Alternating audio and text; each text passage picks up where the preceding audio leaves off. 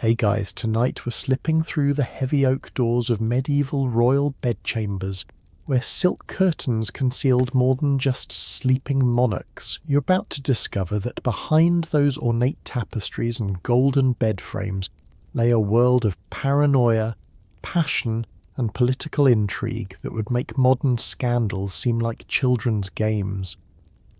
The story may solve mysteries you never had an explanation for about how power really worked in the shadows of history's most opulent sleeping quarters.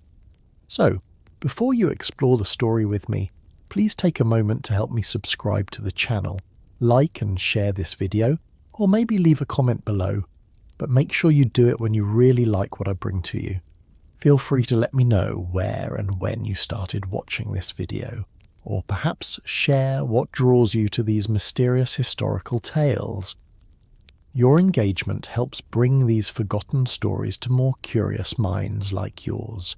Now let's keep the lights as soft as possible. Turn on the fan for a gentle sound to help the story feel more emotional, and let's embark on tonight's journey together. You find yourself standing before the massive wooden doors of a 12th century royal bedchamber, their iron hinges creaking as they swing open to reveal a room that defies every assumption you might have about medieval architecture. These weren't simply places where kings and queens rested their heads. They were sophisticated fortress sanctuaries, designed with the paranoid precision of military engineers who understood that a monarch's most vulnerable moment came when sleep claimed their consciousness. The first thing that strikes you is the sheer thickness of the walls surrounding the royal bed. You run your fingers along stone blocks that measure nearly 4 feet deep, each one carefully selected not just for structural integrity, but for their acoustic properties. Medieval architects discover that certain limestone compositions could muffle sounds from both directions, preventing eavesdroppers from hearing royal conversations, while also ensuring that the approaching footsteps would be detected by the chamber's occupants. As you step deeper into the room, you notice something peculiar about the floor beneath your feet. The wooden planks don't quite align perfectly, and when you press down on certain sections, you hear the faint echo of hollow spaces below. These aren't construction flaws, they're deliberately designed escape routes. Beneath nearly every major royal bedchamber in medieval Europe lay a network of tunnels that could spirit a monarch away in moments of crisis. The bed itself dominates the centre of the room, but its positioning isn't arbitrary. You observe how it's been placed at precisely the point where someone lying down would have clear sightlines to every entrance, including the hidden passages whose locations were known only to the monarch and their most trusted servants. The massive four-poster frame isn't just decorative. Those thick wooden posts could stop crossbow bolts, and the heavy curtains could be drawn to create a temporary fortress within a fortress. But perhaps most intriguing are the seemingly innocent decorative elements that serve dual purposes. You notice that several of the ornate wall sconces can be rotated, and when you experiment with one, a section of the wall slides away to reveal a narrow corridor. Medieval royal bedrooms were riddled with these hidden compartments. Some led to escape routes, others to secret meeting chambers where monarchs could conduct the most sensitive affairs of state away from prying eyes. The furniture arrangement tells its own story of paranoia and preparation. That elegant writing desk positioned near the window. Its drawers contain false bottoms where important documents could be hidden at a moment's notice. The ornate mirror reflecting candlelight across the room. Its frame conceals a small viewing port that allows occupants to observe the hallway outside without being seen. You discover that even the bed's construction incorporated security features that would impress modern bodyguards. The mattress, stuffed with the finest goose down, also contained a layer of chainmail sewn between the fabric, protection against stiletto attacks from below. The pillows weren't just filled with soft materials, they contained small bells that would chime if someone attempted to smother the sleeping monarch. Medieval royal bedrooms also featured what we might recognize today as early alarm systems. Thin threads, nearly invisible in candlelight, were strung across doorways and windows. If these threads were broken by an intruder, they would trigger mechanisms that dropped metal objects onto stone floors, creating sounds that would instantly wake even the deepest sleeper. Historians still argue whether these systems were inspired by similar devices used in Byzantine palaces or developed independently by European castle engineers. The windows present their own fascinating security paradox. While they needed to provide light and air circulation, they also represented potential entry points for assassins. You notice how the window design incorporates multiple layers of protection: iron bars on the outside, wooden shutters in the middle, and heavy tapestries on the inside. But look closer, and you'll see that those decorative iron bars aren't uniform. Some can be quickly removed from the inside, transforming windows into emergency exits for a fleeing monarch. Even the chamber's lighting system served security purposes. Those elegant candelabras weren't randomly placed. They're positioned to eliminate shadows where attackers might hide, while ensuring that anyone entering the room would be immediately visible to the bed's occupant. The arrangement creates what medieval security experts called zones of revelation, areas where concealment was impossible. As you absorb these details, you begin to understand that medieval royal bedrooms represented the pinnacle of paranoid architecture. Every element, from the thickness of the walls to the placement of a decorative vase, had been carefully considered by minds that understood that in the medieval world, a monarch's bedroom wasn't just a private retreat.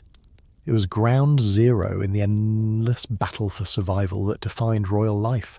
You settle into the shadows of the royal antechamber as the sun begins its descent, witnessing the beginning of one of medieval Europe's most elaborate and bizarre daily rituals, the Great Bed Ceremony. What you're about to observe would make modern presidential security details seem casual by comparison, as dozens of courtiers, servants, and officials transform a simple act of going to sleep into a choreographed performance that could determine the fate of kingdoms. The ceremony begins 2 hours before the monarch even approaches their bedchamber. You watch as the groom of the stool, yes, that was an actual royal position, enters with a team of trusted servants to begin the preliminary preparations. Every piece of bedding must be examined, shaken out, and inspected for hidden dangers. The mattress is lifted and rotated, the pillows are squeezed and probed, and even the bed curtains are methodically searched for anything that shouldn't be there. As the inspection continues, you notice the arrival of the royal taster, whose job extends far beyond sampling the monarch's dinner. This individual must test not just the bedtime wine and evening medications, but also the water used for washing, the oils applied to the royal skin, and even the ink used for any documents the monarch might sign before sleep. The position carried such prestige that noble families would compete for generations to secure it for their sons, despite the obvious occupational hazards. The procession that follows resembles something between a religious ceremony and a military operation. You count at least 30 individuals, each with specific roles that have been refined over centuries of royal paranoia. The keeper of the royal nightgown leads the way, carrying the monarch's sleeping attire in a locked chest that requires 3 different keys to open. Behind them walks the guardian of the royal slippers, followed by the master of the royal wash basin, whose title sounds almost comical until you realise they're responsible for ensuring the monarch's final ablutions don't become their last. But the most fascinating figure in this procession is the royal sleep observer, a position that existed in several medieval courts and involved literally watching the monarch sleep. These individuals, usually elderly women of unquestionable loyalty, would spend the entire night in a chair beside the royal bed, alert for any signs of distress, illness, or potential attack. They were trained to recognise different types of breathing patterns, unusual movements, and even the subtle changes in complexion that might indicate poisoning. As the monarch finally enters their bedchamber, you witness the ceremony of the 7 locks. The room's security is activated through an intricate sequence that involves 7 different locking mechanisms each controlled by a different court official. No single person can secure or unlock the royal sleeping quarters. It requires the cooperation of multiple individuals, creating a system of checks and balances that would prevent any single conspirator from gaining access to the vulnerable monarch. The undressing ritual itself unfolds like a carefully rehearsed dance. Each garment is removed by a specific individual and immediately handed to another for inspection and secure storage. The royal doublet bearer cannot touch the royal hose, and the individual responsible for the royal undergarments must never handle the outer clothing. This isn't mere ceremony. It's a security protocol designed to prevent any single person from having the opportunity to plant dangerous items or collect intelligence about the monarch's physical condition. You observe something particularly intriguing about the bedtime prayers that conclude each evening's ceremony. While they appear to be standard religious observances, these prayers actually contain coded language that communicates the day's security status to the various participants. A particular phrase about peaceful rest might indicate that all is well, while a reference to troubled dreams could signal that extra precautions should be taken during the night. Medieval French courts elevated this ceremony to extraordinary heights of complexity. The ritual could involve up to 50 participants, including musicians whose job was to play specific melodies that would both soothe the monarch to sleep and mask any sounds that might indicate approaching danger. These weren't simple lullabies. They were carefully composed pieces that incorporated acoustic techniques designed to enhance the listener's ability to detect unusual sounds outside the normal musical patterns. The ceremony's conclusion involves what medieval sources describe as the Great Silence, a moment when all participants freeze in place while the royal sleep observer conducts a final visual sweep of the chamber. Any movement, sound, or irregularity during these crucial seconds could trigger an immediate security response. Only when the observer gives the all-clear signal do the participants begin their quiet withdrawal from the royal presence. But perhaps the most remarkable aspect of the Great Bed Ceremony was its psychological function. Medieval chroniclers noted that monarchs who skipped or abbreviated these rituals often suffered from insomnia and paranoia.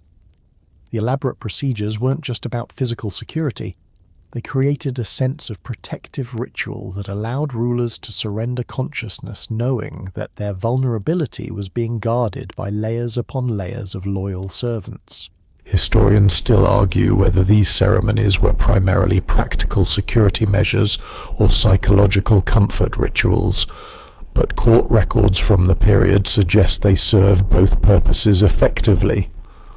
Some monarchs became so dependent on the routine that they couldn't sleep properly when travelling, leading to the development of portable versions of the ceremony that could be performed in temporary quarters.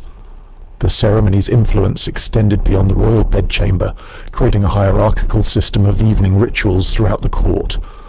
Lesser nobles began developing their own abbreviated versions, and wealthy merchants attempted to copy elements of the royal routine, leading to an entire industry of sleep ceremony consultants, medieval predecessors to modern lifestyle coaches who specialized in helping the wealthy create elaborate bedtime routines.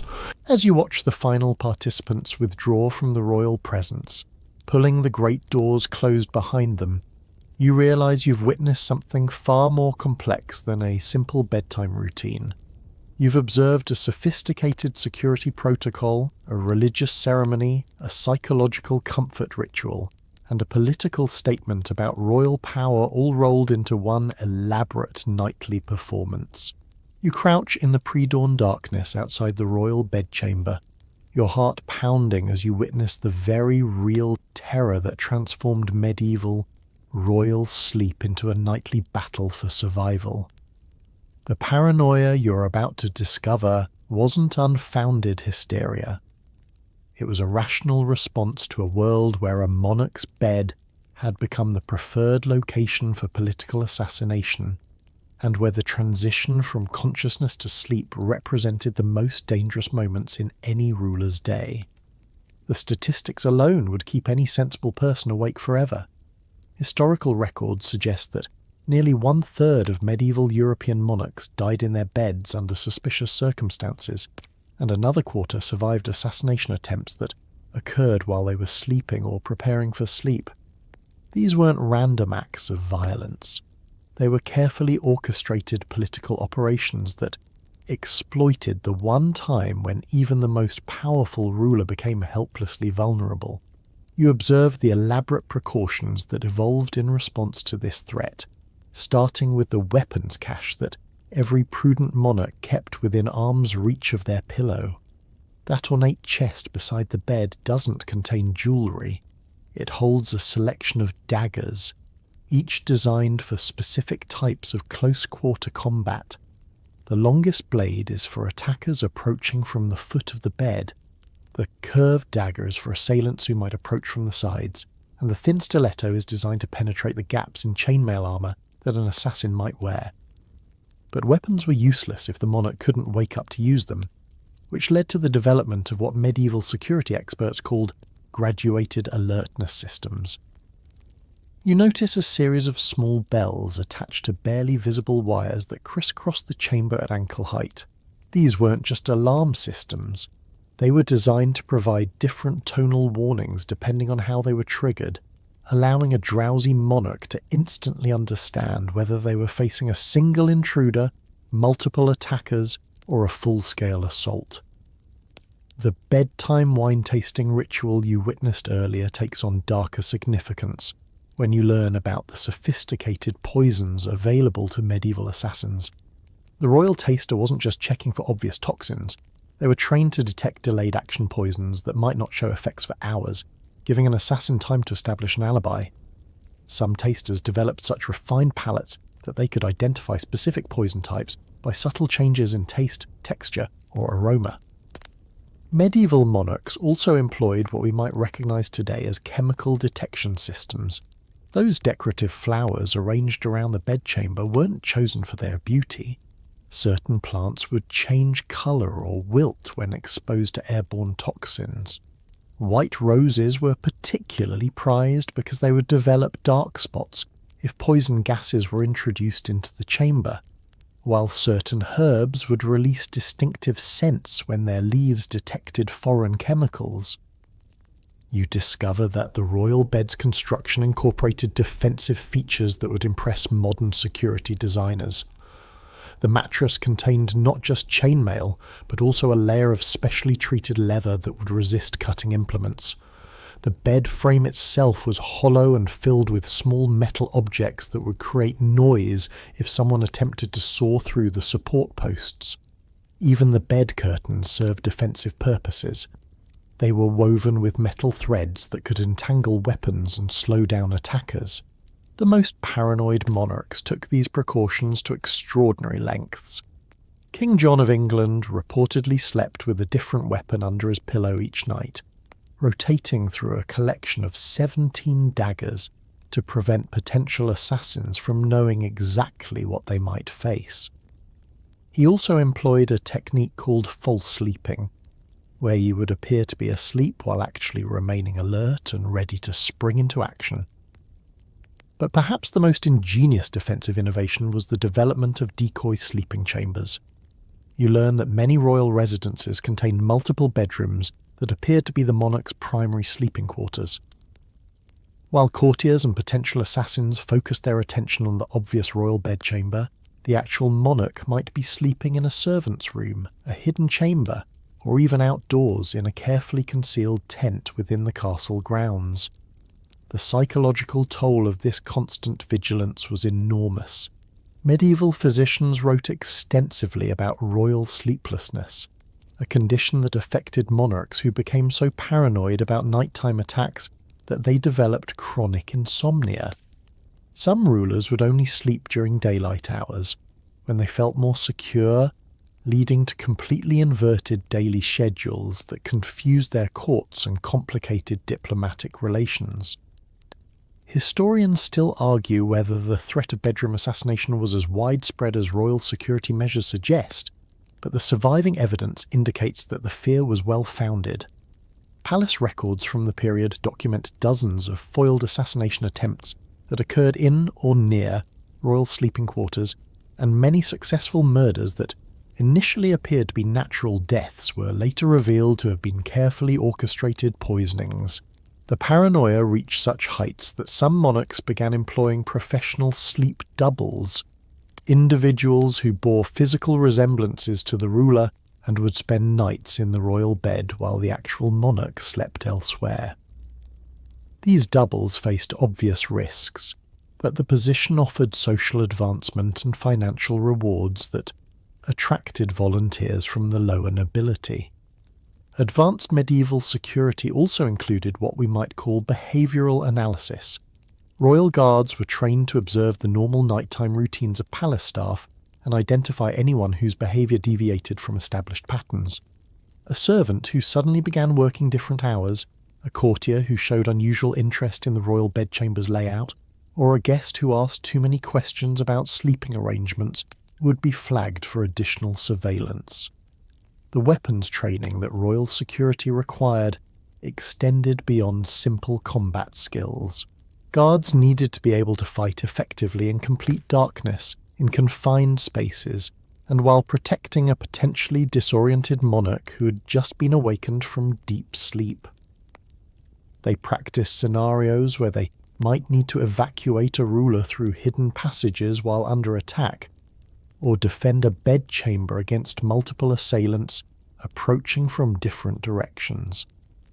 As dawn breaks and you retreat from your hiding place, you realize that medieval royal bedrooms weren't just sleeping quarters. They were the epicenters of an arms race between assassins and defenders that pushed both sides to develop increasingly sophisticated techniques for attack and protection. You slip through a concealed passage behind the royal tapestries, following the whispered secrets and coded messages that reveal medieval royal bedchambers as the nerve centres of Europe's most scandalous love affairs. What you're about to uncover will show you that behind every grand political marriage lay a web of hidden romances, secret tunnels, and elaborate deceptions that turned royal sleeping quarters into stages for the most dangerous game of all, forbidden love. The architecture of royal infidelity was as carefully planned as any military fortification. You trace your fingers along the seemingly solid stone wall behind the royal bed, discovering that certain blocks can be pushed inward to reveal narrow corridors barely wide enough for a single person to pass through. These weren't just escape routes.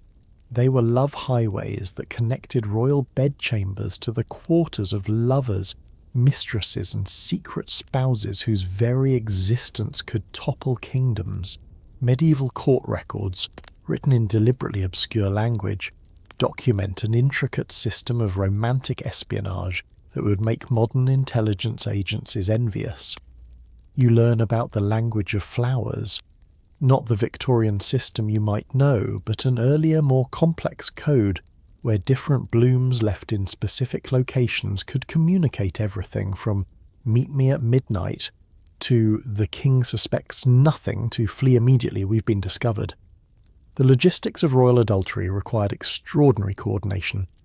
Palace servants were recruited into networks of romantic conspiracy, with laundresses who would wash away evidence of clandestine encounters, kitchen staff who would prepare special meals for secret rendezvous, and guards who would develop convenient periods of blindness when certain individuals needed to move through supposedly secure areas. You discover that some of the most elaborate furniture in royal bedchambers served dual purposes that had nothing to do with sleep or storage.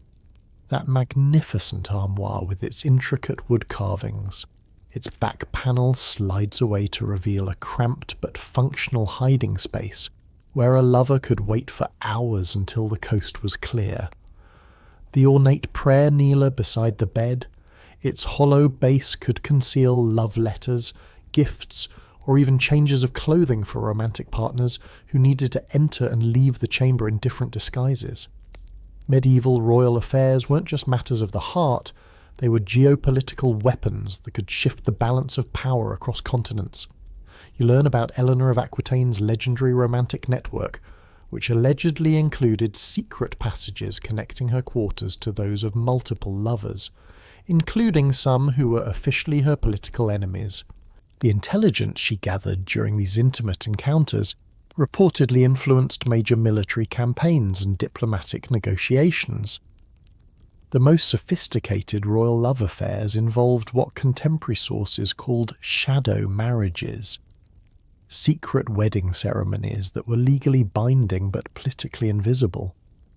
These ceremonies often took place in hidden chambers, accessible only through the concealed passages you've been exploring, with witnesses sworn to secrecy under pain of death and priests who specialized in performing weddings that would never appear in official church records.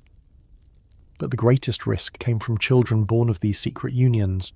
Medieval royal bedchambers contained hidden compartments specifically designed to conceal evidence of pregnancy and secret births. You examine what appears to be an ordinary chest for storing linens, but its false bottom reveals a space large enough to hide medical supplies, birthing equipment, and documents related to children whose existence could never be acknowledged. The paranoia surrounding royal affairs created its own elaborate security measures.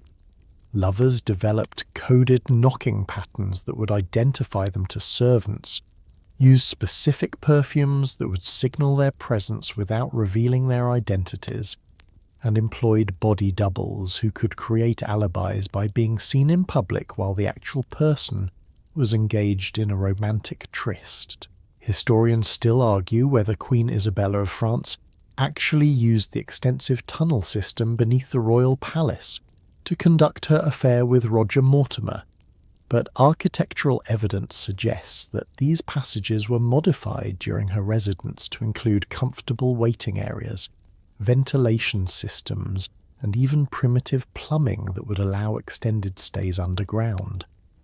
The religious implications of royal adultery added another layer of complexity to these secret arrangements. Confessional booths in private royal chapels were equipped with hidden compartments where love letters could be exchanged, and some court chaplains served double duty as romantic messengers, carrying coded messages disguised as religious correspondence between royal chambers and the quarters of secret lovers. Medieval queens faced particular challenges in conducting affairs, as their every movement was monitored by ladies-in-waiting whose loyalty couldn't always be guaranteed. This led to the development of what court documents refer to as collective deception, elaborate schemes where multiple women would coordinate their activities to provide cover for the queen's romantic activities.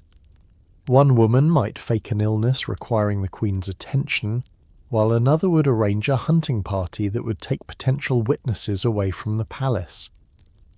The technology of romantic deception included some surprisingly sophisticated innovations. Mechanical devices could create sounds that would mask conversations or footsteps in adjacent rooms. Mirrors were positioned to provide early warning of approaching interruptions. Even the royal bed itself might contain hidden compartments where incriminating evidence could be quickly concealed if unexpected visitors arrived. The consequences of discovery were severe enough to drive some lovers to extraordinary measures. Palace records document cases where men literally lived in hidden chambers for months, never emerging into public view, sustained by loyal servants who risked their own lives to maintain the deception. Some of these hidden lovers were discovered only decades later, when renovation work revealed secret rooms containing the remains of individuals who had chosen death over exposure. Perhaps most intriguingly, some royal love affairs were actually encouraged by political advisors who recognized their strategic value. A queen's romantic relationship with an enemy ambassador might provide access to crucial intelligence, while the king's affair with a rival's wife could create opportunities for blackmail or manipulation. The elaborate systems developed to facilitate and conceal royal affairs influenced architecture throughout medieval Europe. Noble families began incorporating similar hidden passages and secret chambers into their own residences, creating an architectural legacy of romantic deception that can still be discovered in castles and manor houses today. As you emerge from the hidden passages back into the royal bedchamber, you realise that you've explored more than secret love affairs. You've uncovered the infrastructure of an entire parallel court system where emotions, desires and political ambitions intersected in ways that shaped the course of European history. You hold your breath as you enter the private washing chamber adjacent to the royal bedroom, unprepared for the shocking revelation that medieval royal hygiene was far more complex and disturbing than any history book would dare to admit. What you're about to discover will shatter every assumption about medieval cleanliness and reveal that royal bathing habits were driven not by comfort or health, but by a bizarre mixture of medical superstition, political strategy, and genuine terror of water itself. The ornate copper bathtub before you tells a story that contradicts everything you thought you knew about medieval hygiene. This isn't evidence of cleanliness, it's a monument to paranoia. Medieval royals didn't bathe regularly because they enjoyed being clean. They bathed according to elaborate schedules calculated by court physicians who believed that water could literally wash away a person's natural defences against disease, poison, and evil spirits. You examine the intricate filtration system that supplied water to royal bathing facilities, discovering that it involved not just physical straining through cloth and sand, but also spiritual purification rituals performed by court chaplains. Every drop of water used on a royal body had to be blessed, tested for poison, and sometimes even aged like wine in special containers to ensure it had achieved what medieval medical texts called royal temperament. The bathing schedule itself followed astrological calculations that would make modern horoscope writers seem casual by comparison. Court astrologers would spend weeks determining the optimal times for royal bathing, taking into account lunar phases, planetary alignments, and seasonal transitions. Some monarchs might go months without bathing because the stars weren't properly aligned, while others would be required to bathe multiple times during astrologically favourable periods. But the most shocking discovery awaits in the collection of medieval royal bathing recipes preserved in palace archives. These aren't simple soap formulations. They're complex alchemical concoctions that included ingredients like powdered unicorn horn, actually narwhal tusk, virgin's tears, a type of tree sap, and blood from creatures killed during specific lunar phases. One recipe for Queen Isabella's personal bathing mixture required ingredients gathered from 7 different countries and took 3 months to prepare properly. Medieval royal bodies were also subject to bizarre cleaning rituals that had nothing to do with water. You discover implements designed for what court documents call dry washing, elaborate scraping and rubbing procedures performed with silk cloths, precious metals, and various powders. Some monarchs preferred this method because they believed water made their skin too vulnerable to absorb poisons through external contact. The political implications of royal bathing created diplomatic incidents that influenced international relations. Refusing to bathe before meeting foreign dignitaries could be interpreted as an insult, while bathing too frequently might suggest vanity or worse, an attempt to wash away evidence of secret activities. Court records document at least 3 wars that were partially triggered by misunderstandings related to royal bathing protocols. Medieval royal soap represented a luxury so extreme that it was sometimes used as currency in international negotiations. These weren't simple cleaning products. They were complex compounds that included rare spices, precious oils, and ingredients that had to be harvested during specific conditions. Some royal soap recipes were considered state secrets, as closely guarded as military intelligence. You learn about the extraordinary profession of royal bath attendants, whose training resembled that of modern doctors. These individuals needed to understand not just hygiene, but medicine, chemistry, and psychology. They could diagnose illnesses by examining the water after a royal bath, detect poison attempts by observing how the monarch's skin reacted to different substances, and even provide psychological counselling during what were often traumatic bathing experiences. Historians still argue whether medieval royals actually smelled as bad as popular culture suggests, but palace inventories reveal sophisticated perfume and scent masking systems that indicate odour was indeed a significant concern. Some monarchs employed specialised servants whose only job was to walk ahead of them, burning specific incense mixtures designed to neutralise offensive smells before they could reach the royal nostrils. The relationship between bathing and sexuality in medieval royal courts was governed by complex rules that regulated when monarchs could be clean or dirty for romantic encounters. Some royal marriages required both partners to bathe according to specific protocols before consummating their union, while others demanded that certain types of physical intimacy occur only when one or both partners were deliberately unwashed. Medieval dental hygiene among royalty followed equally bizarre protocols. Those ornate golden toothpicks weren't just status symbols. They were medical instruments used to perform daily mouth surgeries that were believed necessary to prevent tooth demons from entering the royal body. Some monarchs had their teeth cleaned with solutions that included ground pearls, dissolved gold, and various substances that we now know were highly toxic. The hair-washing rituals of medieval queens involved procedures so complex that they required teams of specialists and could take entire days to complete. Royal hair was washed with solutions that included everything from fermented grape juice to liquefied precious metals, and the drying process involved heated stones, rare fabrics, and sometimes even controlled exposure to specific types of smoke. But perhaps the most disturbing aspect of medieval royal hygiene was the belief that excessive cleanliness could be politically dangerous. Some court physicians argued that monarchs needed to maintain their natural scent as a form of identification and protection, the theory being that assassins might be confused or deterred by the presence of royal body odours that they couldn't replicate. The seasonal bathing restrictions imposed on some medieval royals were so severe that they approached what we might recognise today as medical neglect. Certain monarchs were forbidden to wash during winter months, regardless of their personal comfort, because court physicians believed that cold water could literally freeze the royal blood, or that wet skin during cold weather could allow evil spirits to enter through the pores. Medieval royal chamber pots and toilet facilities reveal another shocking truth about royal hygiene. These essential items were often shared among court members as a form of political privilege.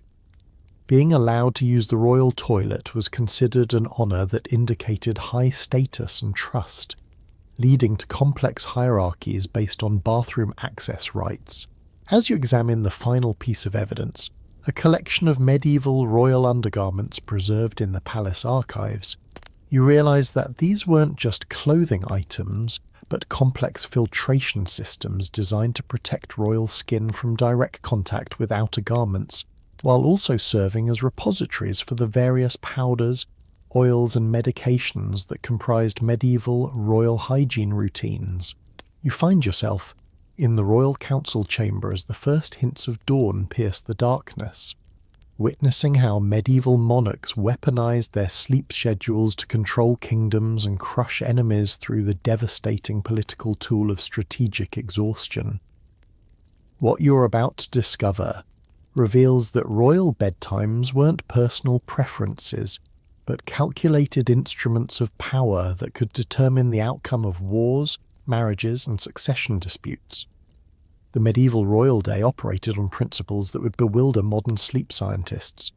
You observe how kings and queens deliberately inverted natural circadian rhythms to maintain political advantage over their subjects and rivals.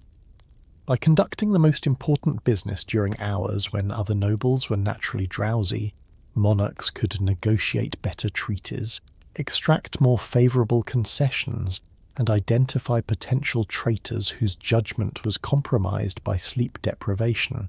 Court records reveal the existence of what medieval political theorists called temporal sovereignty. The idea that controlling when people slept and woke was as important as controlling their lands and resources. Monarchs would summon courtiers for crucial meetings at 3 in the morning, not out of convenience, but as a deliberate strategy to ensure that important decisions were made when their advisors were least capable of mounting effective opposition or remembering compromising details. You discover that royal sleep schedules were carefully coordinated with military campaigns to maximize strategic advantage. Medieval generals learned to plan major battles during periods when enemy rulers were known to be in their deepest sleep phases, understanding that delayed responses from opposing courts could provide crucial tactical benefits. Some victories were won not through superior weaponry or tactics, but simply by attacking when enemy leadership was literally unconscious. The diplomatic implications of royal sleep timing created an entire protocol system that governed international relations. Foreign ambassadors had to adjust their body clocks to match their host monarch's schedule, leading to a form of biological warfare where visiting dignitaries would arrive already exhausted and disoriented. Palace records document negotiations where crucial concessions were extracted from sleep-deprived foreign representatives who couldn't think clearly enough to recognize unfavorable terms. Medieval royal courts employed specialized servants called sleep marshals, whose job was to manage the complex logistics of royal rest schedules. These individuals maintained detailed charts tracking the sleep patterns of not just their own monarch, but also rival rulers, important nobles, and key political figures throughout Europe. This intelligence was used to time everything from marriage proposals to war declarations for maximum psychological impact. You learn about the terrifying practice of sleep punishment, where medieval monarchs would deliberately disrupt the rest of courtiers who had fallen from favour. Disobedient nobles might find themselves summoned for meaningless tasks at all hours of the night, or assigned duties that required them to remain awake during their natural sleep periods. This form of torture could break powerful individuals without leaving any physical evidence of abuse. The relationship between royal sleep and succession planning reveals some of the most Byzantine political calculations in medieval history. Heirs to thrones were often deliberately kept on different sleep schedules from their parents, ensuring that potential palace coups would face the logistical challenge of coordinating between individuals whose biological clocks were completely misaligned. Historians still argue whether the famous midnight massacre of competing nobles actually occurred during sleeping hours by design, but contemporary accounts suggest that medieval rulers preferred to eliminate political rivals during the deep sleep periods when their targets would be most vulnerable and least likely to mount effective resistance or summon help. The medical understanding of sleep in medieval royal courts was surprisingly sophisticated, with court physicians developing theories about how different sleep phases affected decision-making capabilities. Royal doctors could predict when monarchs would be most susceptible to manipulation, most likely to make rash decisions, or most capable of complex strategic thinking based entirely on their recent sleep patterns. Medieval queens used sleep scheduling as a weapon in their own political arsenals, particularly in conflicts with their husbands over succession or policy. By controlling access to the royal bedchamber and manipulating when intimate conversations could occur, queens could influence major political decisions by ensuring that crucial discussions happened only when kings were in specific mental states induced by particular sleep phases. The economic implications of royal sleep schedules extended throughout medieval society. Entire industries adapted their operations to match royal rest patterns, with merchants timing major transactions, craftsmen scheduling project completions, and farmers planning harvest activities around the sleep cycles of their monarchs. Some historians suggest that regional economic fluctuations can be directly traced to changes in royal sleep habits. But perhaps the most insidious aspect of weaponized royal sleep was its psychological impact on court culture. Nobles lived in constant anxiety about when they might be summoned, leading to chronic sleep disorders throughout the upper classes. Palace physicians wrote extensively about what they called anticipatory insomnia, a condition where courtiers became so worried about potential nighttime summons that they couldn't sleep even when they had the opportunity. Medieval royal marriage negotiations included detailed discussions about sleep compatibility between potential spouses. Diplomatic correspondence reveals that some political alliances failed because the intended partners had incompatible sleep schedules that would have made their union politically ineffective. Royal matchmakers became experts in circadian rhythm compatibility, understanding that mismatched sleep patterns could doom both personal relationships and international agreements. The intelligence-gathering possibilities created by royal sleep scheduling were extraordinary. Monarchs could learn which of their courtiers were meeting secretly by observing who appeared tired at unexpected times. Changes in the sleep patterns of important nobles could indicate everything from illicit affairs to treasonous plotting, making sleep surveillance a crucial tool of medieval statecraft. Advanced practitioners of sleep politics developed techniques that modern behavioral scientists would recognize as sophisticated psychological manipulation. By gradually shifting their own sleep schedules, monarchs could slowly condition important courtiers to accept increasingly inconvenient meeting times, eventually gaining the ability to summon anyone at any hour without resistance. The religious implications of royal sleep scheduling created theological debates that influenced church policy for centuries. Medieval theologians argued about whether deliberately disrupting natural sleep patterns violated divine law, leading to papal declarations about the proper relationship between royal authority and God's intended human rest cycles. As you watch the sun rise over the medieval landscape, you realize that royal sleep wasn't just about personal rest. It was a sophisticated political weapon that turned the basic human need for sleep into a tool of control, manipulation, and strategic advantage that shaped the course of European history. You creep through the pre-dawn shadows of the royal bedchamber, your fingers tracing the countless protective amulets, sacred relics, and supernatural defences that transform every medieval royal sleeping space into a fortress against the spirit world. What you're about to uncover will reveal that medieval monarchs faced terrors far beyond human assassins. They battled demons, ghosts, and supernatural forces that could strike during the vulnerable hours of sleep, requiring elaborate magical defences that blurred the line between faith and superstition. The ornate cross hanging above the royal bed is just the beginning of an intricate supernatural security system that would impress modern paranormal investigators. You discover that medieval royal bedchambers contained protection devices specifically designed to combat different types of spiritual threats. Iron horseshoes were embedded in the walls to repel fairy folk.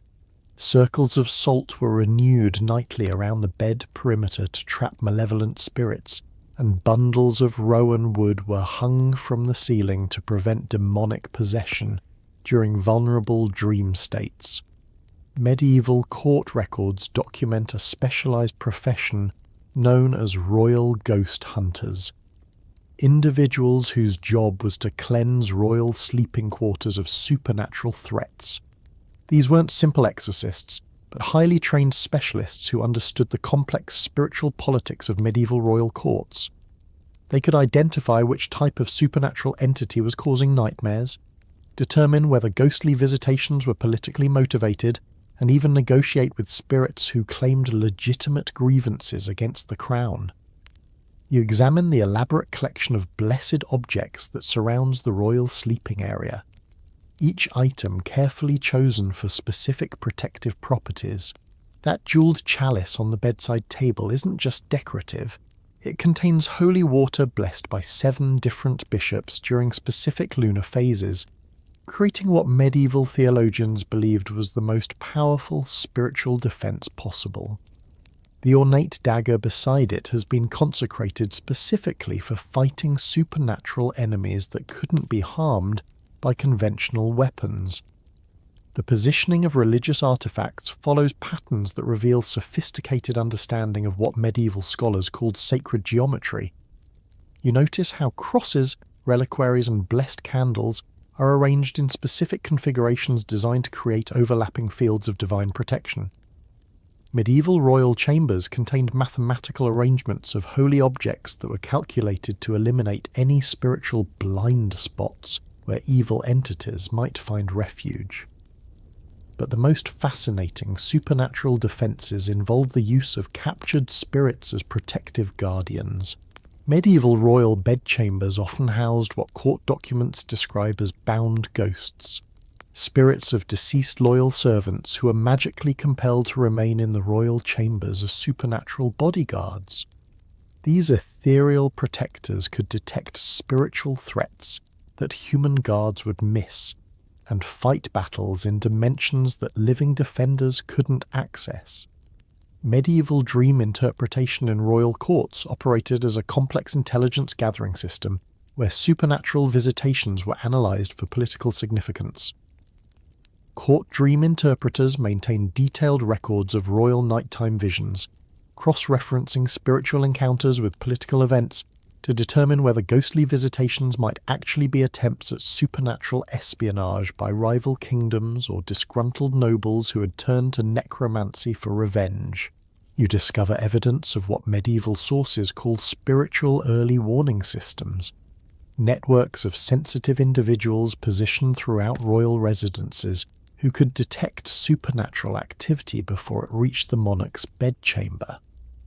These human spiritual sensors would experience headaches, nausea, or anxiety when malevolent entities approached the royal sleeping quarters, providing advance warning that allowed supernatural defences to be activated before the king or queen was directly threatened.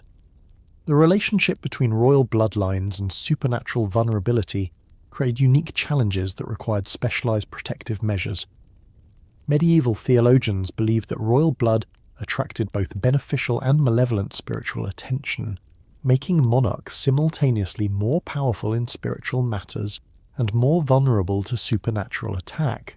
This led to the development of bloodline-specific protection rituals that had to be customized for each royal family's particular spiritual strengths and weaknesses. Historians still argue whether the extensive supernatural defences found in medieval royal bedchambers represent genuine spiritual beliefs or sophisticated psychological comfort systems, but contemporary accounts describe specific incidents where these protections allegedly saved royal lives from supernatural assassination attempts that would have been invisible to conventional security measures. Medieval royal nightmare management involved elaborate protocols that treated bad dreams as potential national security threats. When monarchs experienced particularly disturbing dreams, teams of specialists would be summoned to determine whether the visions represented divine warnings about real political dangers, attacks by supernatural enemies, or attempts by rival courts to influence royal decision-making through magical means. The seasonal supernatural threats faced by medieval royals required constantly changing protective measures. Spring brought fairy folk who might steal royal dreams, summer attracted fire spirits that could induce fever during sleep, autumn unleashed harvest demons who sought to possess sleeping rulers, and winter opened pathways for ghostly ancestors who might have grievances with current royal policies. Advanced supernatural protection systems included what medieval sources describe as spirit traps, elaborate magical devices designed to capture hostile entities that penetrated other defences. These contraptions, often disguised as ordinary furniture or decorations, could supposedly imprison supernatural attackers until they could be properly exorcised or banished by court specialists. The international implications of royal supernatural defences created diplomatic challenges that influenced medieval foreign relations. Some royal marriages required extensive negotiation about which protective spirits would be allowed in shared bedchambers, while others failed entirely because the supernatural guardians of different royal bloodlines were considered incompatible or potentially hostile to each other. Medieval royal children faced particular supernatural vulnerabilities that required specialized protection systems. Young heirs were believed to be especially attractive targets for child-stealing fairies, dream-eating demons, and malevolent spirits seeking to possess future monarchs while their spiritual defenses were still developing. Royal nurseries contained protective measures that made adult bedchambers seem simple by comparison. The most sophisticated supernatural defense systems included what court records describe as spiritual surveillance networks. Arrangements of blessed mirrors, consecrated crystals, and other mystical objects that allowed royal guards to monitor supernatural activity throughout palace complexes. These networks could supposedly detect spiritual intrusions, track the movements of invisible entities, and even communicate warnings about supernatural threats across vast distances. Religious authorities sometimes clashed with royal courts over supernatural defense systems that incorporated non-Christian elements. Medieval royal bedchambers often contained protective devices borrowed from pagan traditions, folk magic, and foreign spiritual practices, creating theological controversies about whether such defenses were divine protection or dangerous dabbling in forbidden arts. As you complete your examination of these elaborate supernatural defenses, you realize that medieval royal bedchambers weren't just protected against human threats, they were battlegrounds in a spiritual war, where the stakes included not just royal lives, but the souls of monarchs and the divine legitimacy of their rule. You step into the candlelit royal physician's quarters adjacent to the bedchamber, your senses immediately assaulted by the pungent aromas of herbs, heated metals, and mysterious concoctions that reveal the shocking truth about medieval royal healthcare.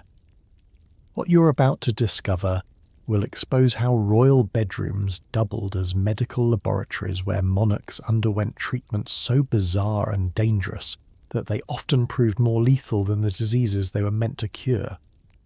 The ornate medical cabinet dominating one wall contains instruments that would horrify modern doctors, but were considered cutting-edge technology in medieval royal healthcare.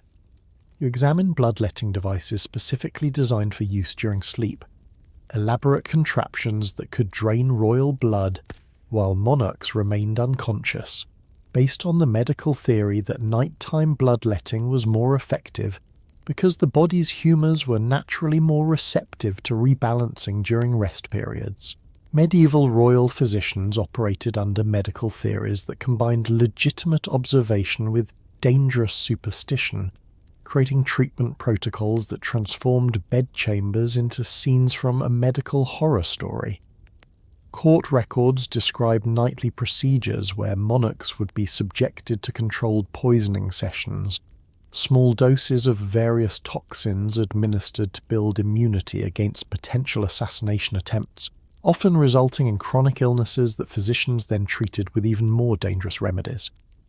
You discover evidence of what medieval medical texts called royal blood optimization, a practice where court physicians would attempt to improve monarchs' health by mixing their blood with various substances including ground precious stones, powdered unicorn horn, and liquid mercury.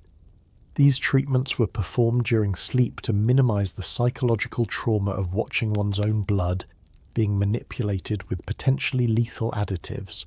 The sleeping medication systems used in medieval royal courts reveal a sophisticated understanding of pharmacology combined with a terrifying willingness to experiment on irreplaceable subjects. Royal physicians maintained detailed charts tracking the effects of different sleep-inducing compounds on their monarchs, including combinations that we now know were highly toxic. Some monarchs developed such severe dependencies on these medications that they couldn't sleep without increasingly dangerous doses. Medieval royal bedchambers contained specialized furniture designed to facilitate medical procedures that couldn't be performed elsewhere. That ornate couch near the window isn't just seating, it's actually a surgical table designed for procedures that needed to be kept secret from the general court. The upholstery contains hidden compartments for medical instruments, and the positioning allows natural light for daytime operations while maintaining privacy from courtyard observers. But perhaps the most disturbing aspect of royal bedroom medicine was the practice of preemptive surgery, procedures performed on healthy monarchs to prevent potential future illnesses. Medieval physicians would remove organs, amputate potentially problematic body parts, and perform experimental surgeries based on astrological predictions about what medical problems might affect the royal family. Many monarchs suffered lifelong disabilities from these preventive treatments. The herbal medicine systems used in royal bedchambers involved compounds so complex that their preparation required teams of specialists and could take months to complete properly. You examine recipes that call for ingredients gathered during specific weather conditions, processed according to lunar cycles, and combined using mathematical ratios based on the monarch's astrological chart. Some of these medicines were so powerful that they could induce temporary death-like states that physicians used for performing major surgeries. Historians still argue whether the extensive medical experimentation conducted in medieval royal bedchambers was driven by genuine concern for royal health or by physicians' desires to advance their own careers through prestigious but dangerous research. But palace records document numerous cases where royal deaths were directly caused by medical treatments rather than the illnesses they were meant to address. Medieval royal autopsy procedures reveal another shocking truth about bedroom medicine. Many monarchs were subjected to experimental dissections while they were still alive. Court physicians developed techniques for exploratory surgery that involved opening royal bodies to examine internal organs, often causing more damage than they discovered. These procedures were justified as necessary for understanding royal physiology well enough to provide appropriate medical care. The relationship between royal medicine and royal reproduction created medical protocols that endangered both monarchs and their potential heirs.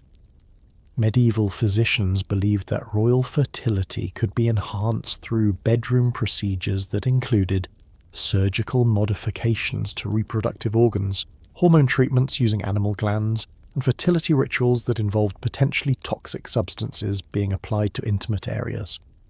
Advanced medieval royal medicine included what court documents describe as humoral balancing chambers, specialized rooms adjacent to royal bedchambers where monarchs would be exposed to controlled environments designed to adjust their internal biological systems.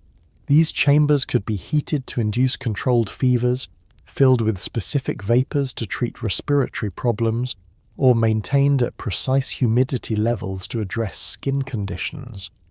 The pain management techniques used in royal bedroom medicine were often more dangerous than the conditions they treated. Medieval royal physicians had access to powerful narcotics and anesthetics, but their understanding of proper dosages was so limited that many pain treatments resulted in accidental overdoses. Some monarchs became so dependent on pain medications that they required increasingly dangerous combinations to achieve relief. Medieval royal dentistry, performed primarily in bedchambers for privacy reasons, involved procedures that modern oral surgeons would consider torture. Royal teeth were treated with acids that ate away infected material but also destroyed healthy tooth structure, filled with molten metals that often caused severe burns and sometimes completely reconstructed using teeth harvested from executed criminals or deceased servants. The diagnostic techniques used by medieval royal physicians included examining royal urine, blood, and other bodily fluids using methods that often contaminated the samples and led to incorrect diagnoses. Royal bedchambers contained specialized equipment for collecting, storing, and analyzing these specimens, often resulting in treatments for diseases the monarchs didn't actually have, while missing conditions that were genuinely threatening their health. Perhaps most tragically, medieval royal medicine often prevented monarchs from receiving folk remedies and traditional treatments that might have been more effective than the experimental procedures favoured by court physicians. Royal patients were isolated from the practical medical knowledge of common healers and subjected instead to untested theories developed by educated physicians whose social status depended on appearing more sophisticated than traditional medicine. The record-keeping systems used by medieval royal physicians provide detailed documentation of treatments that killed more patients than they cured, but these records were often falsified to protect physicians' reputations and maintain confidence in royal medical care. Palace archives contain evidence of systematic cover-ups where royal deaths caused by medical malpractice were attributed to natural causes or enemy action to avoid damaging the credibility of court medicine. As you examine the final piece of medical equipment, a collection of surgical instruments specifically designed for procedures that couldn't leave visible scars, you realize that medieval royal bedchambers were sites of medical experimentation that prioritized innovation and prestige over patient safety, turning monarchs into unwilling test subjects for treatments that advanced medical knowledge at the cost of royal lives. You press your ear against the cold stone wall of the royal bedchamber, detecting the faint sounds that reveal one of medieval history's most chilling secrets. The vast networks of human spies who turned every royal sleeping moment into an opportunity for espionage, blackmail, and political manipulation. What you're about to uncover will show you that medieval royal bedrooms were never truly private spaces, but stages where every whisper, movement, and intimate moment was observed, recorded, and weaponized by invisible audiences whose loyalty could never be guaranteed. The seemingly solid walls around you conceal a honeycomb of hidden passages and listening posts that would make modern surveillance systems seem primitive by comparison. You discover that medieval castle architecture incorporated what contemporary documents called ear chambers, specially designed acoustic spaces where professional eavesdroppers could position themselves to monitor royal conversations with crystal clarity while remaining completely undetected. Medieval royal beds were often positioned directly above hidden chambers, where teams of scribes worked throughout the night, transcribing every word spoken in the royal bedchamber.